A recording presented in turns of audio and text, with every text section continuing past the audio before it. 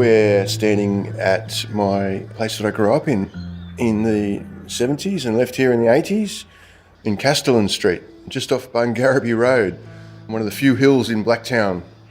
Hasn't changed much. The fibro house with the wonderful 1980s attempted Spanish mission-style brickwork is still there. My parents bought this place in the 1960s. It was the early suburban development. It was still pretty basic around here. I think we didn't even have the sewerage on. We had an outside toilet. It was one of those developments where you built a house and the sewerage could come later. Kastelan Street, like coming here now, it seems so small. When I was here, this place seemed so big. This hill seemed so huge. It's not, it's tiny. It was pretty hot in summer here. It was stinking hot. Yeah, it was terrible. Yeah, in this little fibro house. So of course we had to get air conditioning, and the brick facade made a little difference, but it was stinking hot in summer. Western Sydney becomes a heat bowl. Like, we could go to Blacktown Beach, but it's not really a beach. It's more like a creek with a muddy bank. But we call it a Blacktown Beach, you know. But there was the swimming pool, and that was it. As a teenager in particular, it was like everything happens in the city. So we used to walk to the train station with our surfboards, jump on the train at Blacktown, change at Redfern, go to Cronulla and go to the beach with our surfboards. But then we'd end up on the beach and we would feel so out of place. We were so uncool. We were the Westies. No one would talk to us. No one would let us in on the waves. A lot of the time we'd actually go to the beach with our surfboards, huge effort for a day, and not really catch any waves and come back again, and felt a bit kind of out of place. A few years on, you get a bit nostalgic, I suppose, and think about, you know, the struggle that was Western Sydney in the 70s and 80s.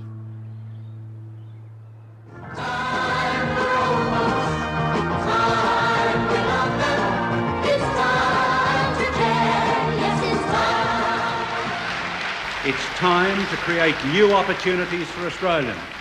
When Gough was in Blacktown, I remember Mum and Dad, who were both Labor Party teachers in Western Sydney, thinking that it was great that there was this focus on Blacktown. Pretty sure Dad went, and I think he came home very late that night. Looking back on it now, you see what a great recognition of modern Australia, which was a very much suburban Australia. And some focus on Western Sydney was due. I started to think about the names and places around Blacktown. You walk down Bungaribee Road every day, and then to think about the name Blacktown and where that came from. A few people in the local history society knew that it was named after the Blacktown that was established here in the 1820s. But I'd say 99.9% of Blacktown did not have a clue why it was called Blacktown. It's quite typical of people and place names. We just walk past them without even thinking about them. And yet I think that it's really important, particularly in cases like the Blacktown, and it's something that everyone can look back at and see the dark side of that, but also, you know, recognise it, rather than try and say, oh, let's change the name of Blacktown to something else. Actually look at that and bring that history into the present day, and it does great things for local culture when you understand your place where you're from. I'm Stephen Gapps, and I'm a historian, and I grew up here in Blacktown.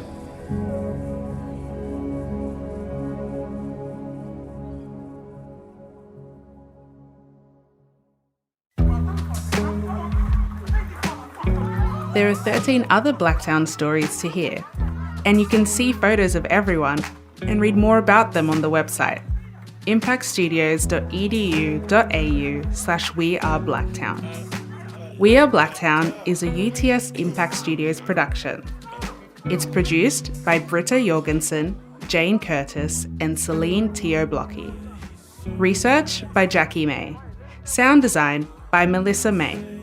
Podcast artwork by Alexandra Morris. Theme music is Beaming by Friday. The executive producer is Olivia Rosenman. The executive producer of Impact Studios is Sarah Gilbert. Thank you to everyone in Blacktown we spoke to. We Are Blacktown is part of an audio project embracing place-based principles called Welcome to Blacktown. This project is supported by the Paul Ramsay Foundation. My name is Angelica Ujinaka Salakis, and I've lived in the Blacktown local government area for most of my life. If you want to hear more about Blacktown, you can listen to my story in Sink or Swim, a podcast about staying cool in Western Sydney and learning to swim as an adult. It's the story of one hot Australian summer that doesn't match the postcard perfect image, and it's a window into our climate-changing future. Find it wherever you get your podcasts. The sun is beaming, I'm sticking to the leather. I must be dreaming, there must be something better. Give it some